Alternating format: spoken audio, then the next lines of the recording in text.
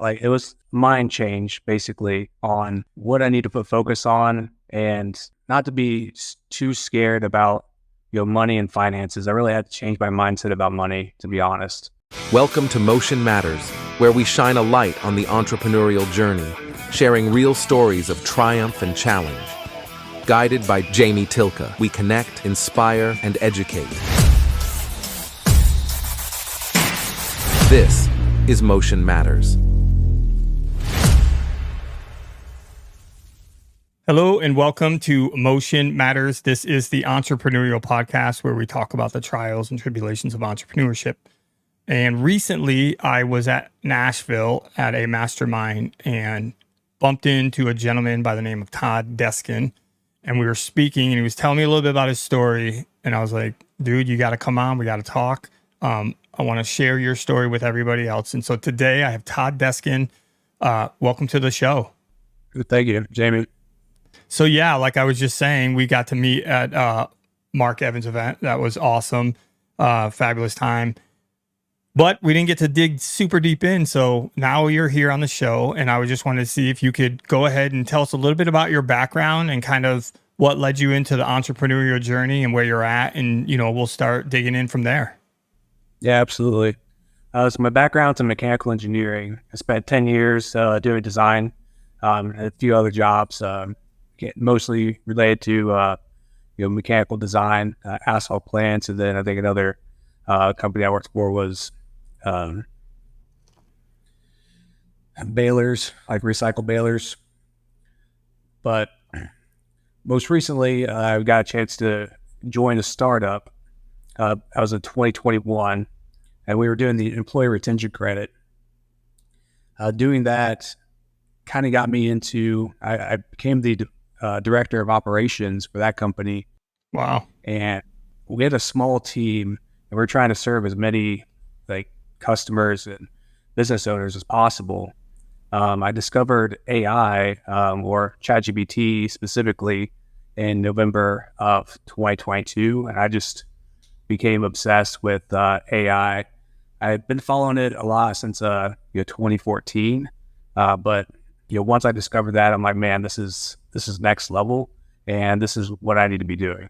So after, I think at the end of last year, 2023, we closed the program, the employer retention credit, and since then I've been completely involved with AI. I've got a company that's doing AI integration, and then I'm also launching an AI Nutritionist App this year.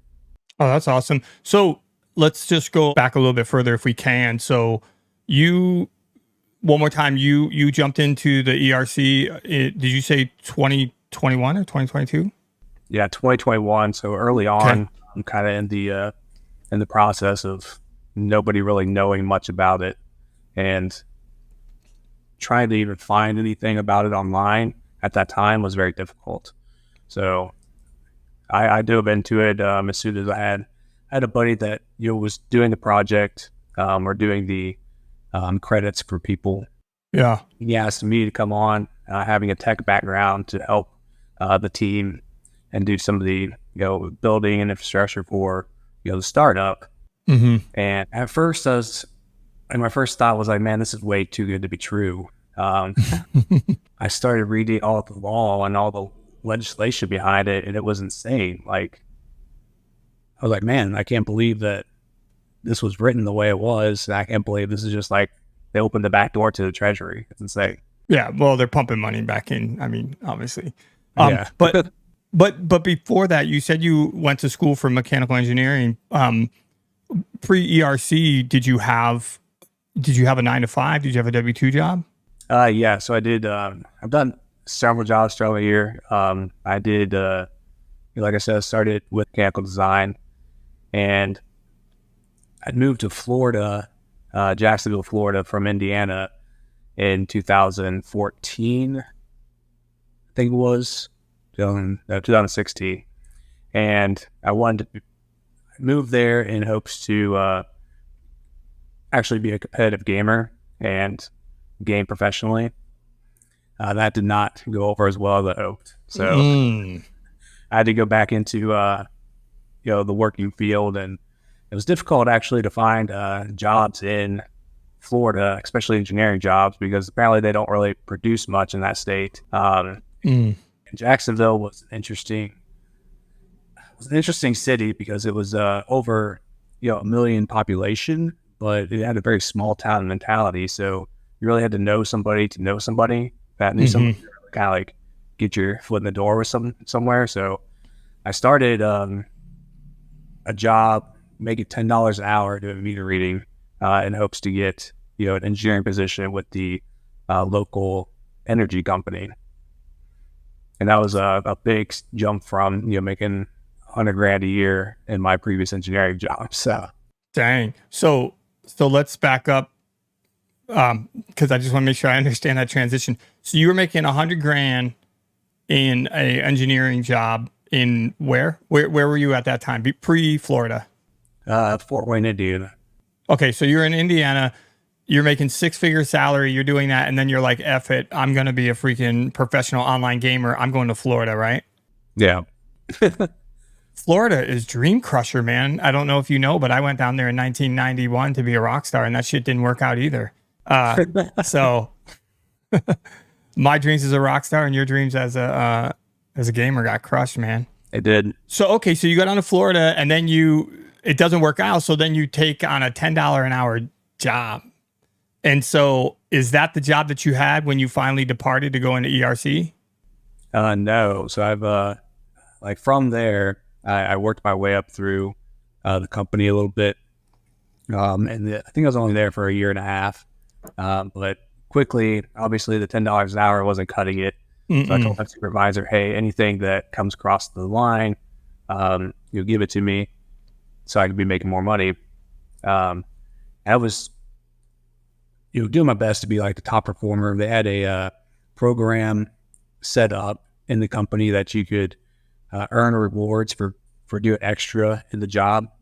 And I was at each of the award banquets. And when the first award banquet that I went to, one of the options for a reward was a lunch with anybody in the company.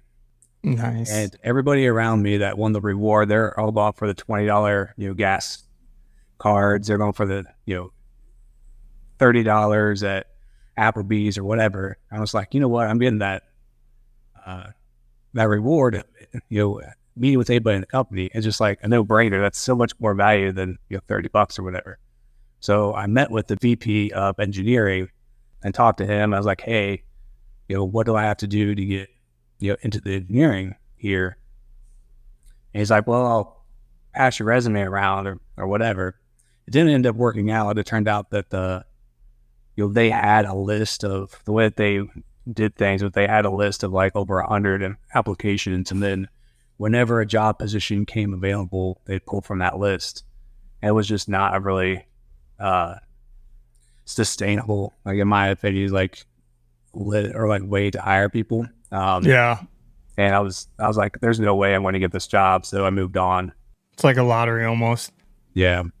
So you moved on, you went to another job. And then, so at the time that you decided, I guess the part that I'm trying to head to is, what was it that enticed you to leave and go do the ERC when they came and pitched you? Because at that time, I'm guessing you still weren't making six figures again.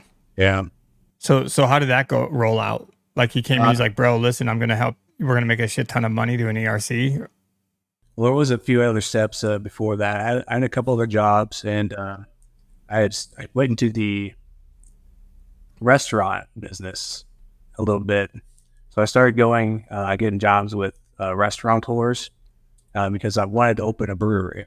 That was one of cooking's always been one of my passions. So I wanted to open a brewery. And in the midst of COVID, I broke up with my long-term girlfriend of like 7 years and ended up moving back to Ohio with a buddy of mine, giving me a job at like a country club. And then we moved to Columbus in hopes to open a new brewery, which didn't really take its toll. It ended up opening like a year later than it was supposed to. But then that's where the ERC came to play. A buddy of mine came to me. We just knew each other from actually playing video games. He just happened to live in Mount Vernon, Ohio, and he's like, "Hey, I've got this other opportunity. You'll be making more than you're making here. It was only like $20 an hour." I was like, "Yeah, I'll do it. Like I can do both." So I was working in the brewery and working with ERC at the same time. So yeah, you're doing whatever you had to make ends meet. So okay, so then you do the ERC thing. You already talked about it. It was going well for a couple of years, and you guys were pumping stuff out. And then it kind of came to a halt in 2023. And at that time, it sounds like you made a leap, and you went into what you're doing right now, which is into the AI space and trying to develop your own company. Correct? Yeah, that's correct. So why not go back to the W-2? Like, what was your driving factor? That's what I'm trying to get to. I got you. Yeah, the W-2 is just not sustainable for me. In general, I have I have this drive inside of me that says that I need, like, that I'm kind of destined for greatness, or that I need to push myself as much as I possibly can. And the W-2 job just is not for me. I can't do the repetitive stuff. I get bored very easily. Like I'm good at design for engineering. Everybody's always loved my work, but it's just not where I want to be. And I've known that for a long time, and I'm just now really, have gained the courage most recently, to actually pursue it all in on my own. That's a scary move, huh? Yeah. It's one of the topics that is inevitable, talking to so many people about entrepreneurship and whether or not they should take that step, because when you're talking about legit putting food on the table and covering your bills, shit gets stressful real quick, and a lot of people aren't willing to take it. So, well, okay, cool. So now you're in this space though. Are you going solo, or did you partner with somebody? So I did partner with somebody, but I'm mostly solo. The other person is still doing a W-2, but they're only part-time. And then I have another team that's doing the AI app. So I've got a small team of 2 other people that are working with me to develop the AI app as well. So to the extent that you're comfortable talking about it, like, I think the thing that I'm interested in and that I would like to try to share, because again, the podcast is about, like, how do you help inspire and educate other people to go after their entrepreneurial aspirations? Because most people won't. So for you, like, it sounds to me like there wasn't an abundance for you at that time when ERC left, and then the time when you're starting this. So, like, what did you have to do to reposition yourself so that you could take on this? I don't want to assume too much, but I'm guessing that you probably had to change your lifestyle, or at least have a readjustment of expectations of what your day-to-day life was going to be to kick this thing off, right? Yeah. I think for me, the big changing moment was, really being in that startup space and seeing it kind of unfold. And then seeing that it was like seeing is believing, right? So you see that it's possible. We grew like 10 times over, 3 years. And I was the director of operations, building out all the processes and everything for that. And with all that, it kind of defined something in myself as like, oh, well, you are capable of this, and you see what's necessary to do it. And yeah, it wasn't just that I had belief myself, but it was also that, I did make a little bit of money, in the ERC, but I also saw like what was possible. And then I also got it was mind change basically on what I need to put focus on, and not to be too scared about, money and finances. I really had to change my mindset about money, to be honest. No, that's a really good point. I was listening to you though, and I had kind of flashbacks of me kind of telling my story. in the military, I have a story, and the story in summary is just basically that I was finally doing some pretty cool stuff, and I kind of was facilitating it. And I just had this reflective moment of, I'm like, dang, if I can do this, like, why can't I build something amazing for myself? And that, I think, was kind of my moment of, being like, you are capable, right? It's not that I thought I was a piece of trash. I'm just always some sense of self-doubt, you know what I mean?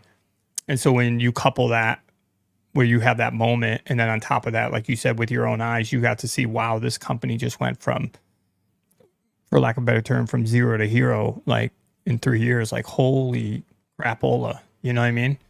Can you talk a little bit more about what you're doing right now? I know you mentioned that you're trying to do some nutritional stuff. You also mentioned that you got another piece of AI. Like, can you talk a little bit more about what that is exactly? Yeah. So yeah, I dove in fully into the learning about LLMs and the AI that's coming out now and today, and just the possibilities that there are for companies to grow and develop. Like, I've always been interested in business development, and that's something I've like followed, like Elon Musk and um, Bill Gates for as long as I can remember. Like, those are people that have always Mm-hmm. inspired me. Right? How do you get a business to 10x, 100x? Um, And so when I saw the possibility for AI with these LLMs and ChatGPT, I was like, man, why like this is something that every single business needs to be using. And so like I started telling literally everybody that I could as soon as I learned about it. And most people were like, you're crazy, man. Like, AI is going to be Terminator. It's going to take over the world or whatever. But I'm like, no, this is a practical tool and you need to be using it. It saved my team, weeks, like hundreds of thousands of hours, like insane amount of time. And then like now that we're kind of 2 years into it now, like people are starting to get on more and more, but there's still like most of the people I talk to are like, oh, I'm afraid of it. Like, what is that? Like, I've heard about it, but I'm not going to use it. Like, why Yeah. not use it? Well, hey, you've mentioned it 2 or 3 times. I know what it is, but for the listeners' sake, for people that they're not deep into it, tell us what LLM is. So LLMs are large language Mm-hmm. models, and those are the transformers. So those are what ChatGPT is, and Google has Bard, or I think Gemini now, they called it. Um, and this is the new technology of using language and using statistical analysis on language to determine what a person's or how a person could form Mm-hmm. sentences. So statistical analysis to predict, what is going to be the best outcome that you're asking. So if you ask a question, it's going to answer in the best possible way based off of knowledge it's learned off the Mm-hmm. internet. Uh, and this is all based off of statistical Okay. analysis. You know what's crazy is right before we started recording this, I was watching an interview that just posted, I believe today or yesterday, with Jordan Peterson and Elon Musk. Did you see that? No. So what I didn't know, like, I knew that Elon was going to start a an AI company in Memphis, Tennessee. I didn't realize he had already done it. Apparently, it's been operational now for about a year. I also didn't know that he has his own LLM that he's creating, his own AI technology. Did you know that? I did. It's it's some weird name that he's told the meeting. It's like Grap or Grok, It's Grok, Grok. That's what Grok. Grok. Yeah, and he Yeah. said he was talking about the meaning of it means absolute, like, knowledge, definitiveness of knowing something.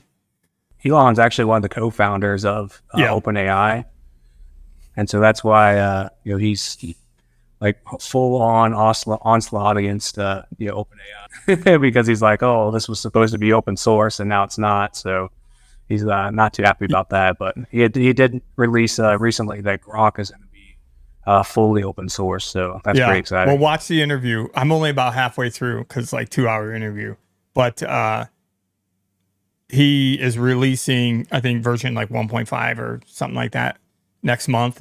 But he's already educating and learning 3, and he said 3 will surpass OpenAI, and he thinks he'll have it done by December. In fact, he said that he just did the second series in 19 days, which he said is the fastest that anyone's ever educated, that amount of LLM model. And so I was like, dang, that's ridiculous, dude. It's pretty exciting too, because the way these models are actually trained, like they can be trained off of just general data, but then you can train models to train new models. So you can have AI training AI, and then the iteration, like the second generation or the third generation that's trained by AI, is actually better and faster and stronger than the previous generation. So it's pretty impressive how it works. Yeah, it's super interesting. I've been digging in a little bit deeper to try to educate myself. That's why I was watching that interview. Plus, I mean, to have Dr. Jordan Peterson and Elon having a chat, I'm like, I want to be in that room. Right. So where do you see yours going? Like, what's the long-term vision or short-term, as far as how you're trying to integrate AI, I'm talking about? My vision right now is I want to help as many businesses as possible integrate the AI and promote growth in their companies. And what I'd really like to do would be to create an ecostructure that would have a series of agents. So the agents is a trained model, or an agent that could do a task for an individual, right? And my goal would be to replace as many aspects in a corporate business as possible with an AI agent, and then be able to parse those out for businesses, especially like startups that need, like, say, they need a CPA. So they just hire a CPA agent to start their LLC, but they don't need it for the entire year. They only need it for a certain amount of time. And then like, oh, they need a CTO. Well, they hire the CTO agent off the website, and it does whatever they need it to do, or they need a developer and it can develop their product or whatever. They need a marketer. They can develop their social media content, etc. So that would be my end goal with AI. But that's probably even my third company that I'm working on. It's not quite there yet. Yeah, I mean, obviously that's it's very new. It's still very fresh. Everybody's figuring out, and then trying to incorporate it, and then further evolve. Obviously, that takes some time. So and then you're kind of also incorporating that into the nutritional aspect. So like you talked, so those are 2 separate companies, yes? Yes. And how is that? Is just like kind of as an advisory role? So the end product for the Nutritionist App is an AI nutritionist, and the goal is to have a nutritionist in your pocket. So this is something that has always been close to me. I've always struggled with weight throughout my life. Kind of yo-yoed up and down, as high as like 300 pounds and as low as like 200 pounds. But I've learned a lot about nutrition. I'm no expert by far, but I'm currently doing the 75 hard challenge. I'm like, man, wouldn't it be great if there'd be like a nutritionist app that I could develop to help me get through this, but not just get me through this, but help people really dial in their nutrition, and not just calories or whatnot, but like their micros and macros. And I make sure that people are actually getting proper nutrition, year round, and so that they can actually maximize their outputs. Because the way the medicine is now, it's like, okay, you're average, like you fall into like this range category, and if you're inside this range category, then you're good, and we don't really care about you. But that's not really good. Like, you could be obese, you could feel like crap, you have so many symptoms of other things, and not really be good. But in the general healthcare system, you are good. So I'm trying to develop something that allows people to maximize their efforts and really maximize, their potential. Recently, we've gotten back into working out, my wife and I, and I served for 24 years in the service, and so I told her I wanted to hire a trainer, and people are like, well, dude, why do you need a trainer? Like, you did that for a living for 24 years. I was like, yeah, but I don't want to think about it. Like, I got too much other shit going on. I just want somebody to tell me, hey, here's your program, here's your routine. So anyway, for some people, I think it probably seems ridiculous, but for me, it's a massive time saver, and I think that's a huge piece. Is like how are you saving your time? I think coaches are like completely underrated. That's something that I realized in the last couple of years. Doing the ERC, I was looking for any way to develop myself quickly, to keep up with the amount of work that we had, the amount of pressure that I had on me. And one of the things I found was coaching, like coaches. So I had a business coach for a year when I was doing the ERC, and it helped me like unbelievably. And I started, not only that, I read 50 books in the last 2 years or more, and like constant. The main thing that I hear over and over again in like all these self-help books is that one, mindset, and two, you need coaches and mentors. Even the greatest people, Michael Jordan, had coaches. Like, Yep. How are you going to know what you don't know unless you have somebody that's been there before, right? That's like kind of helping you out and telling you, it's like, hey, you're fucking up here. It's so obvious that I actually feel retarded that I didn't realize the significance of it way earlier on. I mean, again, it's one of those things where maybe subconsciously to some extent you did, but not enough that I put money or time and effort towards it, but now it's like, I mean, my whole train of thought now, Todd, is like, how do I gain more revenue so I can put more money to invest to get proximity to close my time sectors? You know what I mean? Especially because, I'm getting up there in age, and it's just like, I don't want to take 5 to 10 years to learn something that I could learn in 1 to 2 with the proper mentorship. Like, it doesn't make any sense. And that's why I ask everybody this question all the time, right? To the point where, it'll probably be on another 100 episodes of my podcast, which is like, okay, if you pay 10 grand, but you get a 10X in the next 12 months, is it worth it? Yes. Everybody's going to say yes, but it's not believing in it maybe, or it's just too much money. How do I get it? So, and I'm guessing that's a huge piece of why you were at Mark's event this year, right? 100%. Yeah. How did that happen? Talk to me about that. Like, what did somebody push you a little bit? Just a lot of contemplation? I was working late one night actually, and this is kind of a segue to get there, but so I was working late one night at home, probably it was like midnight, 1 o'clock in the morning, trying to get clients down for the ERC, and a Grant Cardone video popped up in my like Facebook feed. And I'm usually not even on Facebook. I don't even know why I had Facebook open.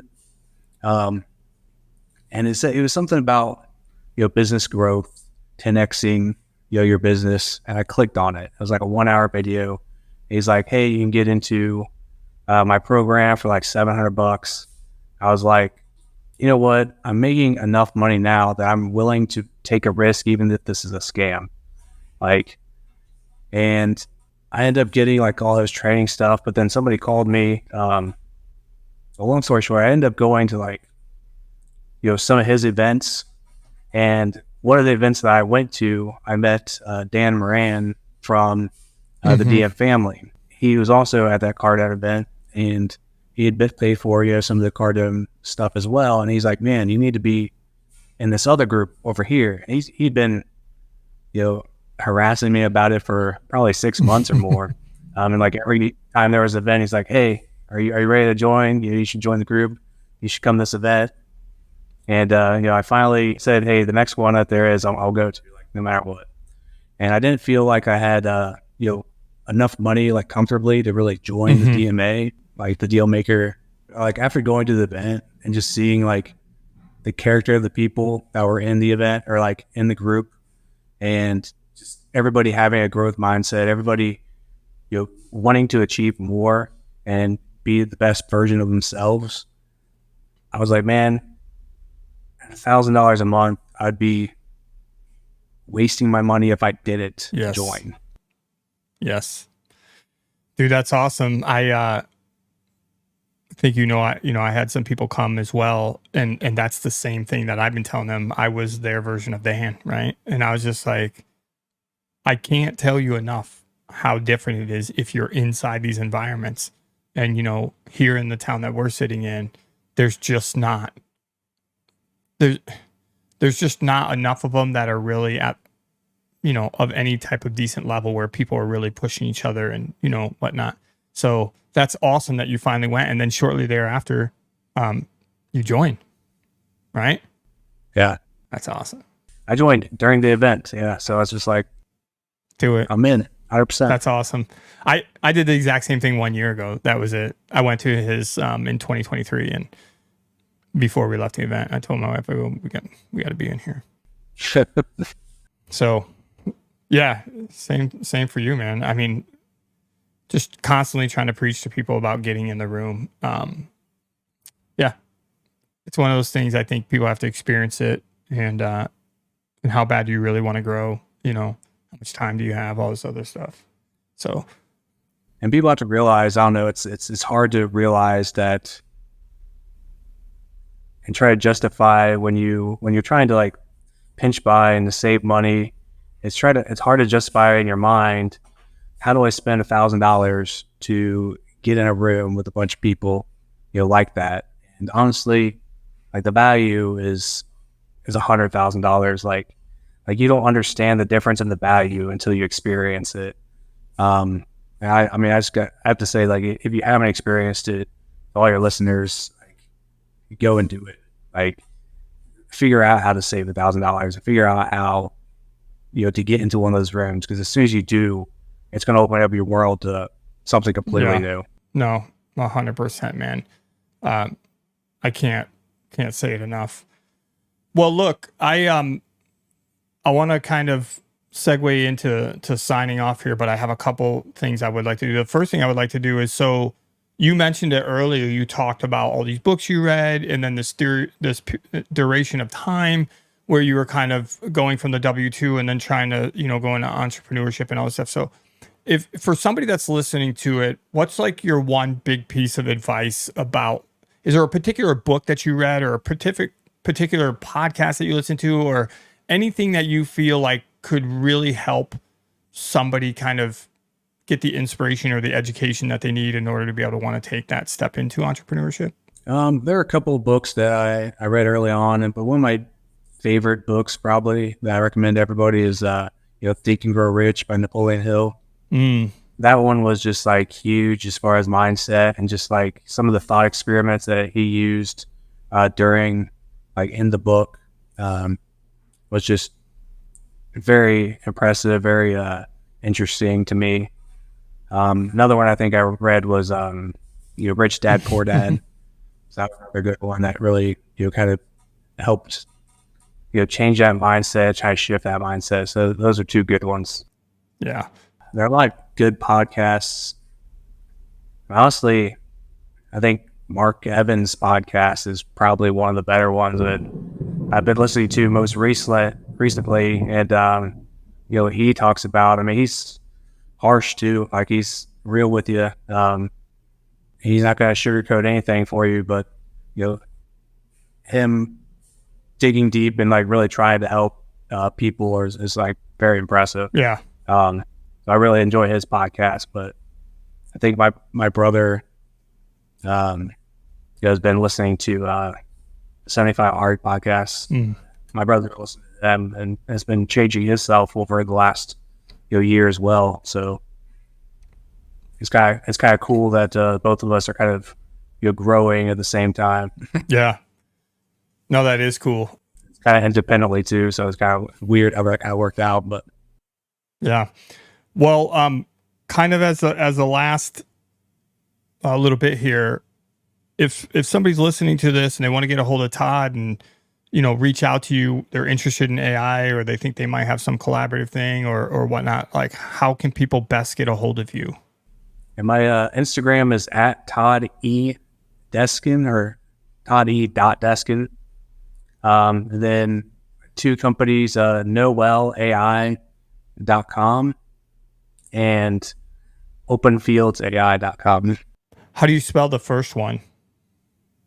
KnowWell is KNOWELL.